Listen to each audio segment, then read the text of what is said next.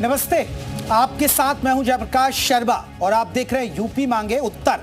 कल बिजली का झटका, आज बुलडोजर गर्जा। ये हम बात संभल की कर रहे हैं और बात इन्हीं जनाब की कर रहे हैं जिनका फोटो आपके सामने है। दरअसल संभल से सपा सांसद जियाउर रहमान बर्ग पर शायद इन दिनों मुसीबत के बादल मंडरा रहे। मुसीबत के बादल तो मंडराएंगे जब भड़काऊ बयान देंगे, जैसा प्रशासन कहता है। तभी तो उन पर एक के बाद एक लगातार कार्रवाई हो रही है। कल बर्ग के पर बिजली चोरी का आरोप लगा, उनके घर का बिजली कनेक्शन काट दिया गया, उन पर बिजली चोरी की एफआईआर दर्ज हुई और आज उनके घर पर योगी का बुलडोजर पहुंच गया। बर्ग के बंगले पर बुलडोजर चला और उनके घर के आगे की बनी अवैध सीढ़ियों को ध्वस्त कर दिया गया। बर्ग के बंगले को लेकर भी प्रशासन नोटिस भेज चुका है। कहा जा रहा है कि ये जो बना रहे हैं बंगला, ये बिना नक्शे के हो रहा है, अवैध निर्माण किया गया है। वहां भी आने वाले दिनों में बुलडोजर एक्शन देने को मिल सकता है। जी हां, बुलडोजर एक्शन देखने को मिल सकता है। ऐसे में सवाल यह है कि आखिर बर्ग के नाम पर कितने गैर कानूनी काम हैं, और सवाल यह भी है क्या बर्ग पर कार्रवाई राजनीति से प्रेरित है। आज यूपी मांगे उत्तर में इसी मुद्दे पर चर्चा करेंगे, लेकिन पहले यह रिपोर्ट आप देखिएगा।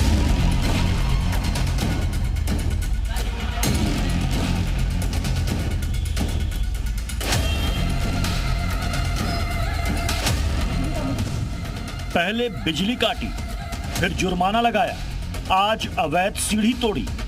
अब बर्ग का क्या होगा। संभल के समाजवादी पार्टी सांसद जियाउर रहमान बर्ग पर योगी फोर्स का यह चौतरफा प्रहार है। बिजली चोरी के आरोप में घिरे बर्ग साहब के निर्माणाधीन मकान की पहले बिजली काटी गई, फिर उन पर बिजली विभाग ने करीब 2 करोड़ का जुर्माना लगा दिया और आज उनके घर के बाहर बनी अवैध सीढ़ियों पर अतिक्रमण के आरोप में बुलडोजर चला दिया गया। यूं तो जियाउर रहमान बर्ग का ये घर पिछले कुछ दिनों से कई वजह से चर्चा में है, मगर जिला प्रशासन की टीम आज बुलडोजर लेकर पहुंच गई और घर के आगे सड़क पर बनी सीढ़ियों पर बुलडोजर चला दिया। बर्ग के जिस घर की सीढ़ी तोड़ी गई, उसके अवैध निर्माण पर सांसद जियाउर रहमान बर्ग को नोटिस भी मिला था। नगर पालिका परिषद ने कार्रवाई की तो बर्ग के वकील ने समय भी मांगा था, मगर समय पूरा होने के बाद भी जब अवैध निर्माण नहीं हटाया गया तो आज बुलडोजर चल गया। ये बर्ग साहब का वही घर है जिसका गुरुवार को बिजली चोरी के आरोप में कनेक्शन काट दिया गया था। बिजली विभाग ने उन पर 1.91 करोड़ रुपए का जुर्माना भी लगाया है। विभाग की ओर से साफ कहा गया है कि जब तक वो जुर्माने की राशि जमा नहीं करेंगे तब तक उनके घर का कनेक्शन भी नहीं जोड़ा जाएगा। इस बीच सपा सांसद बर्ग के पिता ममलुकुर रहमान बर्ग का वो ऑडियो भी सामने आ गया जिसमें वो बिजली विभाग के अधिकारी को धमकी देते हुए सुने जा सकते हैं। ये धमकी उस वक्त की है जब बिजली विभाग के कर्मचारी अवैध कनेक्शन के आरोप में उनके घर की बिजली काटने गए थे। और बदल जाएगा तो ये सरकार रहेगी ना तो तुम्हारा सवाल देख लो, सब देख लो। ये देगी तो पूरी देख लो, सारा एक बाहर निकल खड़ी हो जाएगी। चलिए आ जाओ। हालांकि सपा सांसद बर्ग अपने ऊपर हो रहे इन तमाम कार्रवाइयों और मुकदमों को झूठा बताते हुए कानून के तहत जवाब देने की बात कह रहे हैं। संभल से राजू राज के साथ ब्यूरो रिपोर्ट, जी मीडिया। तो चलिए चर्चा करेंगे, लेकिन चर्चा से पहले आपको तेजी से बता देते हैं बीते 24 घंटे में बर्ग पर क्या हुआ। पहला देखिए, बिजली विभाग का छापा पड़ गया। दूसरा, बिजली कनेक्शन काट दिया गया। तीसरा, बिजली चोरी की एफआईआर दर्ज हो गई। अतिक्रमण पर बुलडोजर चल गया आज, और पिता पर धमकाने की एफआईआर। और आपको बता दें करीब 2 करोड़ के आसपास का जुर्माना लग गया है। तो 2 करोड़ के आसपास का जुर्माना लग गया है। अब हम इसी मुद्दे पर आज चर्चा करने जा रहे हैं कि आखिरकार ये जो कार्रवाई हो रही है कई राजनीति से प्रेरित है या वाकई में बर्ग साहब ने बहुत सारी चीजें गलत तरीके से की हैं। तो इसी मुद्दे पर चर्चा करेंगे। आपको बता दें आज के हमारे अब महत्वपूर्ण सवालों की बात कर लेते हैं जिसके इर्द गिर्द हमारी चर्चा। आज के जो सवाल है, बर्ग के नाम कितने गैर कानूनी काम, ये पहला सवाल है। माननीय कब्जा करके जनता को क्या संदेश देंगे। अतिक्रमण व एक्शन तो क्यों दिखे मजहब। बर्ग पर कार्रवाई सियासी है, कहीं ऐसा तो नहीं राजनीति से प्रेरित बीजेपी की तरफ से की जा रही हो। इन्हीं मुद्दों पर हम बात करेंगे। हमारे साथ तमाम खास मेहमान रहेंगे। अब मैं जल्दी से अपने मेहमानों का परिचय करा दूं। हमारे साथ आनंद दुबे जी रहेंगे जो बीजेपी के प्रवक्ता हैं। हमारे साथ धर्मेंद्र सिंह रहेंगे, प्रवक्ता हैं समाजवादी पार्टी के।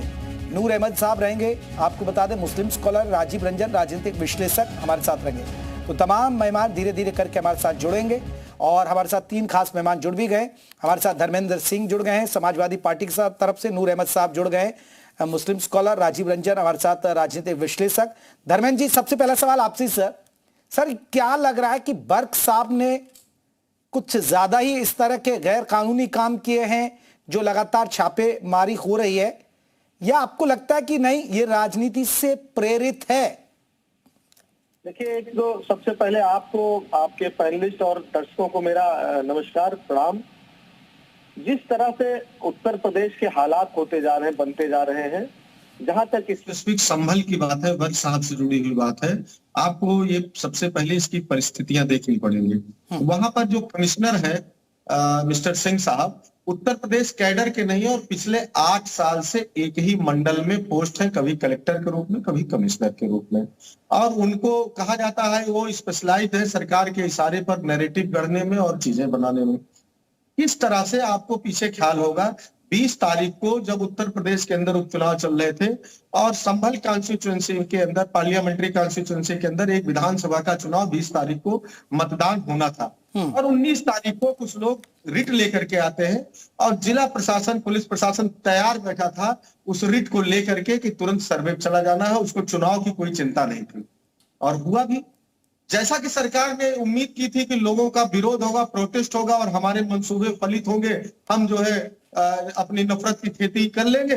हुआ नहीं, शांति से हो गया। ये बात इन लोगों को हजम नहीं हुई। उसके बाद चुनाव हुआ। चुनाव में क्या हुआ पूरे प्रदेश ने देखा, 150 से अधिक वीडियो हम लोगों ने निर्वाचन आयोग को दी और उसके बाद फिर दोबारा ये हल्ला करके कि हम जा रहे हैं वहां बैंड बाजे के साथ सांप्रदायिक नारे लगाते हुए सीधे जो है मस्जिद में जाते हैं। कुछ लोग जानने के लिए उत्सुक हो गए क्या तोड़ा जा रहा है, तोड़ने की अफवाह फैली और प्रशासन ने उसको ठीक से हैंडल नहीं किया, चूंकि उसे निर्देश था कि हैंडल करना ही नहीं है, उसको आग भड़कानी है और घटना हुई। उस दिन पर साहब बाहर थे, उन्होंने कहा भी, और किस तरह से लोगों ने देखा कि प्रशासन के लोग स्थानीय लोगों पर फायरिंग किया और लाठीचार्ज जो भी हुआ, दोनों तरफ से क्लैश हुआ, लेकिन उसको नैरेटिव करने का प्रयास किया गया कि तो सांसद विधायक की लड़ाई है, कभी बाहरी और भीतरी की है, कभी कुछ है, कभी कुछ है। जो जिस तरह से बना पाया अपने हिसाब से सरकार से लेकर के नीचे ऑफिशियल तक बनाने का प्रयास किए। अब देखिए होता क्या है, किस तरह से आप उसके बाद बिजली चोरी पकड़ने जा रहे हैं, फिर आप मंदिर बरामद दिखा रहे हैं कि मंदिर खुल गया। अरे मंदिर के लोगों ने बताया कि मंदिर तो हम तो ताला बंद करके गए। धर्मेंद्र जी मेरा एक सवाल है। धर्मेंद्र जी, अब देखिए अगर कोई बिजली चोरी कर रहा है और उसके सबूत मिल रहे हैं, अगर आपके घर पर लोड कितना है आपने दिखा कितना रखा है, तो सर इसमें गलत क्या है? अगर आपने देखिए सीढ़ियां तो सबकी टूटती हैं, कई बार अतिक्रमण होता है, नाली जाम हो जाती है, तो उसमें गलत क्या सर? उस पर आप क्यों सवाल उठा रहे? भाई होनी चाहिए कार्रवाई। अब सुनिए तो आपका सवाल जायज है, लेकिन परिस्थितियां और समय देखिए। समय क्या है? क्या अगर 1 साल से बिजली चोरी हुई थी तो क्या बिजली विभाग के अधिकारी मिले हुए थे? सर वहां हिम्मत नहीं होती धर्मेंद्र जी, वहां हिम्मत नहीं होती, पुलिस को फोर्स के साथ जाना पड़ता है वहां। पिछला तो 2022 का चुनाव अपने सुशासन और 56 इंची सीने और इसी पर उन्होंने चुनाव लड़ा था कि हम तो पूरे डर के मारा पूरे प्रदेश में एकदम अमन चैन कायम है, कर्फ्यू लगा हुआ है, तो इसका मतलब झूठा नैरेटिव। अब धर्मेंद्र जी एक और सवाल, ठीक है, आपको लग रहा है एक और सवाल कि अब उनका घर है, उन्होंने बिना नक्शा पास किए घर बना लिया। देखिए अब बड़े नेता हैं, सांसद है, उनके दादा सांसद रहे, तो इतना तो वहां तो नक्शा पास कराना पड़ेगा ना सर। अब नक्शा पास नहीं करा रखा, क्या ये गलत नहीं है? आप बताइए ये गलत है या नहीं? नोटिस गया उनको जो घर बना रहे हैं? बात सुनिए, ये ठीक बात कह रहे हैं आप, पूर्णतः सहमत है, नया जो निर्माण हो रहा है, लेकिन ये बताइए क्या मुख्यमंत्री आवास का नक्शा पास है? क्या माननीय मुख्यमंत्री जी जिस मत से आते हैं उसका नक्शा पास है? जो पौराणिक जिसका घर बना हुआ है, क्या विकास प्राधिकरण अब बने हैं? तमाम जो पंचायत सर नया घर बन रहा है धर्मेंद्र जी, यानी अगर उन्होंने, मुझे तो नहीं पता उनका नक्शा पास है, लेकिन उन्होंने अगर नहीं किया तो आप भी नहीं करेंगे, इसका मतलब? नहीं किया, अगर नया निर्माण हो रहा है प्राधिकरण बनने के बाद नहीं हुआ। दुबे साहब ये राजनीति से प्रेरित है। मैं धर्मेंद्र जी जवाब ले लेता हूं। अब आया क्या संभव? मेरा एक सवाल है, क्या केवल वर्क साहब के घर पे सीढ़ी बनी हुई है? पूरे संभल में बाकी सबकी नक्शा पास है, सबकी सीढ़ियां बनी हुई है, या पूरे प्रदेश में बाकी सबका 1 नंबर में है? ये सवाल साहब देखिए किस तरह से। सर अब तो बुलडोजर चल ही रहा है ना अतिक्रमण पर। चलिए मैं पूछ लेता हूं। आनंद दुबे जी धर्मेंद्र जी कह रहे हैं सीधे तौर पर, धर्मेंद्र का आरोप है कि राजनीति से प्रेरित हो रहा है, एक नैरेटिव सेट किया जा रहा है और ये सब प्रशासन कर रहा है? देखिए, दो तीन चीजें जो मैं अभी सुन रहा था उसमें इन्होंने कहा कि, आवाज आ रही है आपको मेरी? जी बिल्कुल आ रही है जी। दो तीन चीजें जो मैंने सुना, इन्होंने कहा कि क्या सिर्फ उन्हीं के घर पे? नहीं, जहां जहां अतिक्रमण है वहां वहां कार्रवाई हो रही। आपने पिछले दिनों देखा इसी संभल में चंदौसी क्षेत्र में हमारी पार्टी की सीनियर लीडर है, इस समय उत्तर प्रदेश सरकार में मंत्री भी, उनके पुश्तैनी कोई दुकान थी और उसका कोई हिस्सा बाहर था, अपने हाथ से खड़ा होकर उन्होंने तोड़वाया। ये हमारी पार्टी का संस्कार। हम भेदभाव नहीं करते, अगर कहीं भी अतिक्रमण है तो उस पर हम कार्रवाई करेंगे, उसके खिलाफ हम एक्शन लेंगे। दिक्कत ये होती है, समाजवादी पार्टी के लोग हर चीज राजनीति ढूंढते हैं, हर चीज में धर्म ढूंढेंगे, हर चीज में जाति ढूंढेंगे और यही काम करते हैं।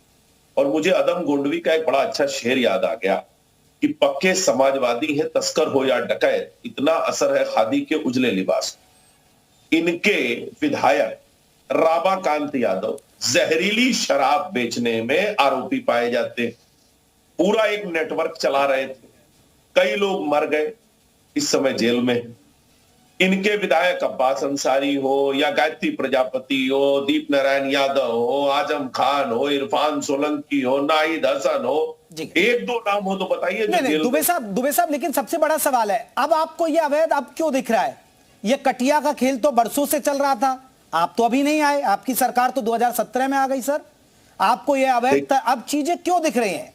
क्यों ना कहें कि राजनीति से प्रेरित है सर? नहीं, मैं आपको बताऊं, हाँ। देखिए, जब से हमारी सरकार आई तब से लगातार हम बिजली व्यवस्था को सुदृढ़ करने में लगे हैं। लगातार बिजली चोरी पर कार्रवाई हो रही है और यही वजह है कि एक दौर में उत्तर प्रदेश में 6 घंटे, कभी एक हफ्ते 6 घंटे दिन में आती थी बिजली, तो कभी एक हफ्ते 6 घंटे रात में आती थी। आज उत्तर प्रदेश में हम शहरों में 24 घंटा और ग्रामीण मुख्यालयों में 18 से लेकर और 20 घंटे 22 घंटे तक बिजली देने का काम कर रहे हैं। ये इसी वजह से हुआ है। मैं आपको बता रहा हूं, मेरे गांव अगल बगल के इलाकों की मैं आपको बात बता रहा हूं। हमारे यहाँ ज्यादातर लोग कटिया लगाकर चलाया करते थे, लेकिन जब प्रशासन ने चुस्ती दिखाई, बिजली विभाग ने उसमें कार्रवाई की, तो अब ज्यादा से ज्यादा लोग कनेक्शन ले रहे हैं और बिजली का बिल भर रहे हैं। तो कार्रवाई किसी एक व्यक्ति पे नहीं, व्यक्ति विशेष के ऊपर नहीं हो रही। ठीक है, मैं सुन लीजिए। हाँ। लेकिन मसला तब बड़ा हो जाता है जब देश का एक माननीय सांसद होने के बावजूद, जिनके परिवार में भी सांसद रहे हो, पीढ़ियों का इतिहास हो, ऐसे लोग अगर बिजली चोरी करें। एक तो होता है कि चलो कोई गरीब आदमी है वो बिजली चोरी कर रहा है, तो ये समझा जा सकता है कि चलो भाई उसकी मजबूरी है, उसके पास देने के लिए, अदा करने के लिए पैसे नहीं है। लेकिन यहां तो घर भरा हुआ है और उसके बावजूद बिजली की बिल चोरी कर रहे हैं और फिर जल्दी जल्दी में छत के ऊपर सोलर पैनल लिटा दिया और कह रहे नहीं साहब हमारे यहाँ तो सोलर लगा हुआ है। मैं लौटता हूं नूर अहमद साहब। ठीक है नूर अहमद साहब, अगर एक सांसद बिजली चोरी कर रहा है तो गलत है ना नूर अहमद साहब? अगर एक सांसद के घर की सीढ़ियां नाली को रोक रही हैं तो गलत है ना सर? इसे कोई विशेष वर्ग से जोड़ने की क्या जरूरत है नूर अहमद साहब, या आप तो जोड़ेंगे तार? दरअसल सरकार ने 2019 के बाद में तय कर लिया कि जो मुसलमान बोलेगा, जो मुसलमान अपनी कौम की आवाज उठाएगा, वो चाहे जनप्रतिनिधि हो, चाहे किसी और ओहदे पर हो, कोई भी अगर जरा सा भी उसको कोई जानता है तो उसको ऐसे ही निशाना बनाने की कोशिश की जाएगी। क्योंकि आजम खान को जिस तरह से आजम खान के साथ में हुआ ना, पूरी कौम, पूरी मिल्लत तमाशा देखती रही, उसका नतीजा हमारी कौम ये भुगत रही है। क्योंकि आजम खान पे एक मुकदमा हुआ, फिर 2 हुए, फिर 3 हुए, फिर मुकदमे पर मुकदमे होते रहे और अंजाम क्या है ये किसी को बताने की जरूरत नहीं है। इसी तरह से अब कोई मुझसे, क्योंकि आरोप का सबसे अच्छा तरीका ये है संविधान का गलत तरीके से सहारा लेकर के, और ये जो भी बोले, अभी एक नहीं 3-4 तो मुकदमे कर चुकी है सरकार इन पे, सांसद महोदय पे, संभल के जियाउर रहमान बर्क पर। अब जियाउर रहमान बर्क का घर उनके दरवाजे पर उनकी सीढ़ियां तोड़ने को रह गई थी, ताकि उनको डराया जाए, ये आवाज अपनी बंद कर ले, कमरे में कैद हो जाए, खामोश हो जाए सरकार। अरे नूर अहमद साहब ये तो कह रहे हैं ना वो सब गलत है ना, अब बिजली चोरी करना नूर अहमद साहब ठीक है क्या? सुनेंगे, देखिए बात आपको सुननी हमारी पड़ेगी। हम तो सुन रहे हैं सर। अब आप तो सबको गलत बता रहे हैं, बिजली चोरी को भी सही ठहरा रहे हैं, आप कह रहे हैं कि अगर उन्होंने अतिक्रमण कर रखा है वो भी सुनेंगे ना, सुनिए तो आप सुनाइए। मतलब जो सांसद जियाउर रहमान बर्क के साथ हो रहा है या दूसरे वहां मुसलमानों के साथ हो रहा है, वो सिर्फ और सिर्फ जो 5 लोग वहां मुसलमान 5 या 6 जो मारे गए हैं, जिनकी शहादतें हुई हैं, तो वो 5 मुसलमानों को किसने मारा?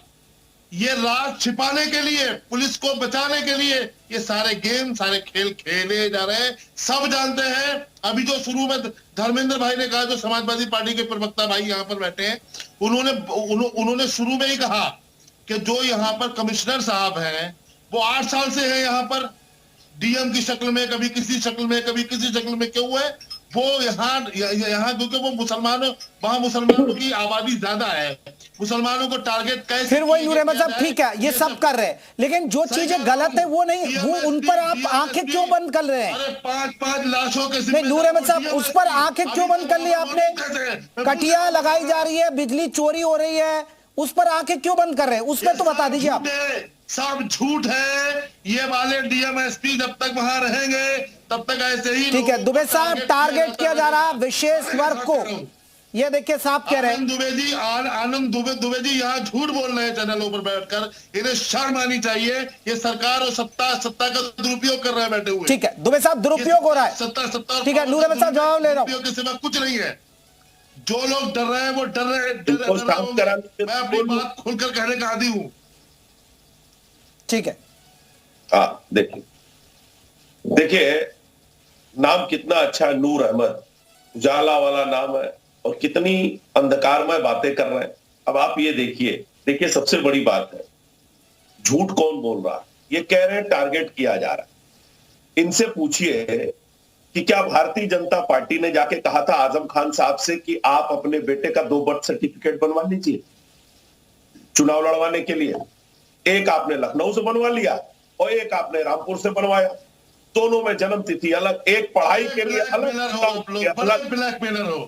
अरे मेरे भाई ब्लैकमेलर हो साहब, कुछ भी कर सकते हो आप। तो सरकार का सही फायदा आप नहीं उठाया साहब। भाई साहब कहां से आप इनको ले आए?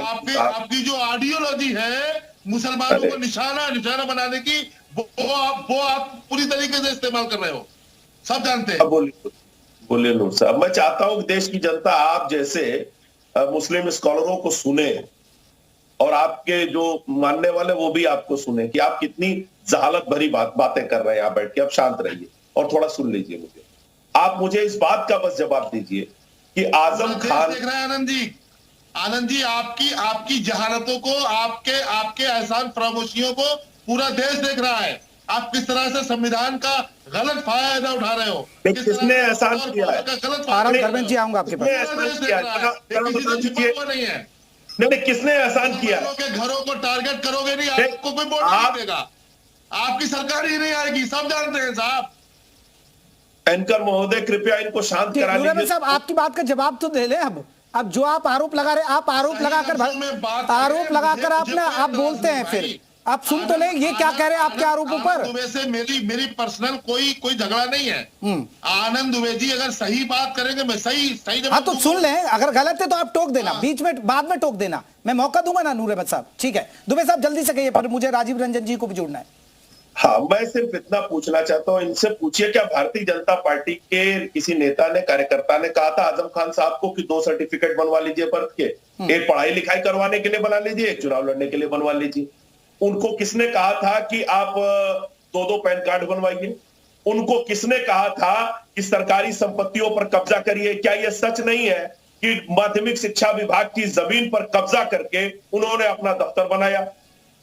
एक FIR वहां के लोगों ने भी कराई है जो उनसे प्रताड़ित रहे, लेकिन नूर अहमद साहब इस पे कुछ नहीं बोलेंगे, वो सिर्फ और सिर्फ झूठी बातें करेंगे। और एक चीज उन्होंने कहा, एहसान फरामोश। जरा इनसे पूछ लीजिए कि किसने एहसान किया है और कौन एहसान को नहीं मान रहा है। ठीक है, नूर अहमद साहब जल्दी से जवाब दीजिए, फिर मुझे राजीव जी से बात करनी है। एहसान फरामोश इसलिए है आप कि आप डॉक्टर भीमराव अंबेडकर को भी नहीं छोड़ रहे हैं आप, जिन्होंने देश का खूबसूरत आइन दिया है आपको, इसलिए। अरे नूर अहमद साहब, आप मुस्लिम स्कॉलर है या राजनेता हैं आप? अरे नूर अहमद साहब, आप हर चीज में टांग अड़ा देते हैं। अरे मुस्लिम स्कॉलर है या पॉलिटिशियन है आप? भीमराव अंबेडकर को हम बाबा साहब नहीं कहते, चाहता था कि चेहरा बेनकाब, क्या उनके लिखे हुए कानून को हम नहीं मानते? बताइए नूर अहमद कौन सी चादर ओढ़ के सो रहे थे जब आजम खान ने बाबा साहब को माफिया कहा था? पूछिए डॉक्टर भीमराव अंबेडकर का अपमान करने वाले लोग देश के हो सकते हैं, बाबा साहब नहीं होगा। अभी इनकी बात ठीक से पावर नहीं है। चले मैं आऊंगा, क्योंकि देखिए बहुत देर से राजीव रंजन जी भी इंतजार कर रहे हैं। नूर अहमद साहब रुकेगा, दुबे साहब लौटाओ। राजीव रंजन, ये मामला जो गूंज रहा है, ये क्या आपको लग रहा है राजनीति से प्रेरित है, या अगर गलत है तो भाई गलत के साथ गलत होगा? दुबे साहब रुकिए अभी। जेपी जी देखिए, राजनीति से प्रेरित है ऐसा आरोप विपक्ष लगा सकता है, लेकिन एक न्याय का सिद्धांत है कि अगर कोई अपराधी अपराध करते हुए पकड़ा गया तो उस अपराध के इस आधार पर बरी नहीं हो सकता कि बाकी लोग भी अपराध कर रहे हैं, उनके ऊपर कार्रवाई नहीं हो रही है। अब वो सांसद हैं, उनके घर बिजली चोरी अगर पकड़ी गई, अतिक्रमण अगर पकड़ा गया, तो उसके ऊपर निश्चित तौर पर कार्रवाई होनी ही चाहिए।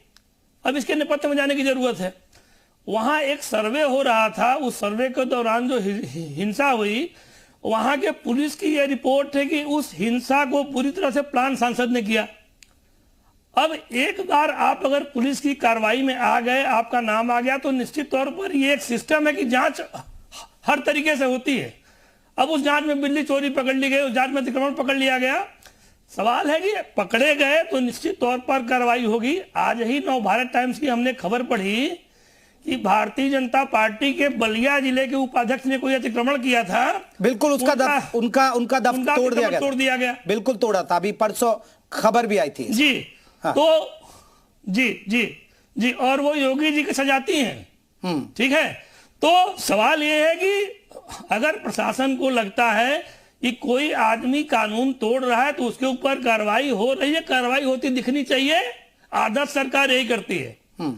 अब ये राजनीति से प्रेरित है तो निश्चित तौर पर है, आप अगर इस तरह से अतिक्रमण करेंगे, आप अगर गलतियां करेंगे तो सरकार उसका फायदा उठाएगी, निश्चित तौर पर उठाएगी, उठाना भी चाहिए।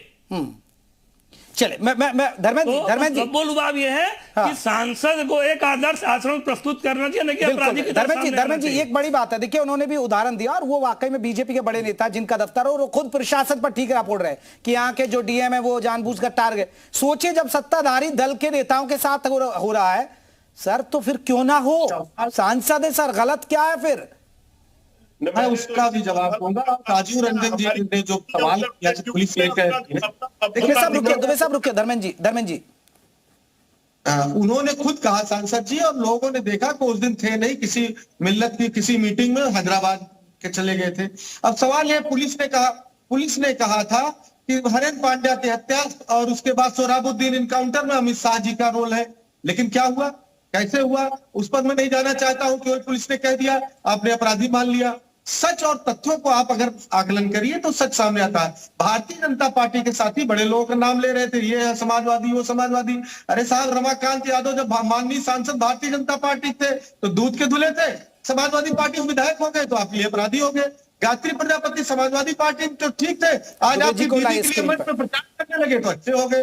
अरे महाराष्ट्र के अंदर अजीत दादा पवार तो कह रहे थे 70,000 करोड़ के घोटाले में चक्की पीसिंग आपके साथ चले गए, आपने डिप्टी सीएम बना दिया। असम के मुख्यमंत्री हेमंत बिस्वा शर्मा कह रहे थे महाभ्रष्ट, आपके नेताओं ने कहा बड़े, आपके साथ चले गए, आपने मुख्यमंत्री बना दिया। बंगाल के अंदर आपने देखा ही किस तरह से जिनके ऊपर से घोटालों के थे, नारदा शारदा से लेके क्या क्या आपके साथ जाते ही घुल गए।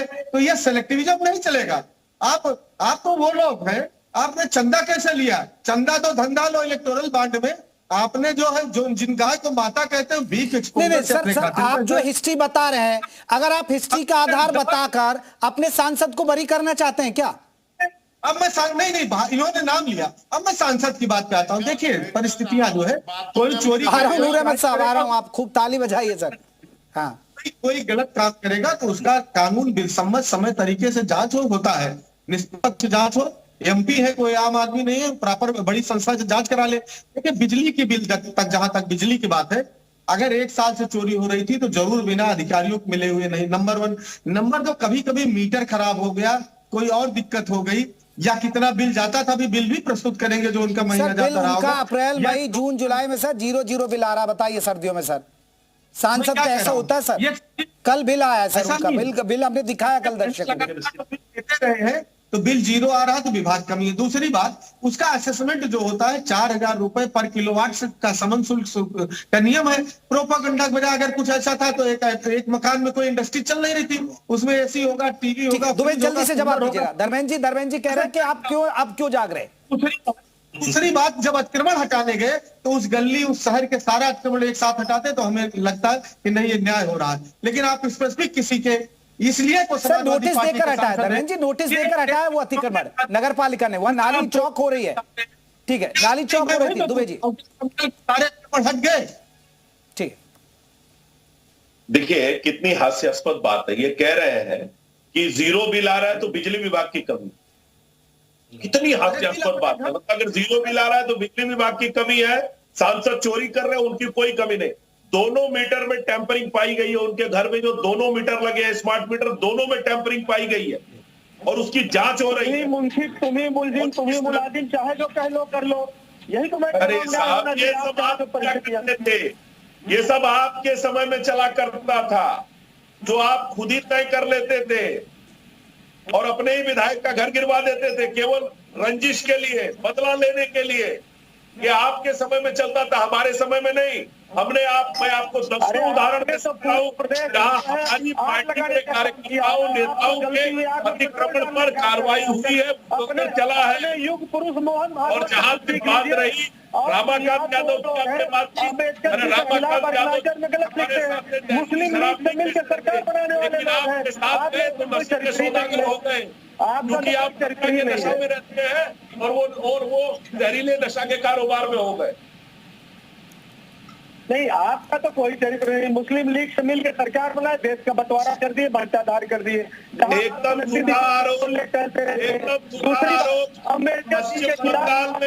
बंगाल में हमारी जो सरकार बनी, बंगाल में जो हमारी सरकार बनी के बारे पार्टी के साथ बनी थी, पार्टी के साथ, मुस्लिम लीग के साथ। चलिए धर्मेंद्र जी रुकिएगा, दुबे साहब, नूर अहमद साहब देखिए, नूर अहमद साहब एक अच्छी बात तो है कि आप ताली बजाते हैं जब सपा का कोई बोलता है या कांग्रेस के लोग बोलते हैं, अच्छी बात है। आप मुस्लिम स्कॉलर की जगह आप तो प्रवक्ता लिखवा, मैं तो ये सलाह दूंगा आप प्रवक्ता लिखवा लीजिए तो अच्छा रहेगा।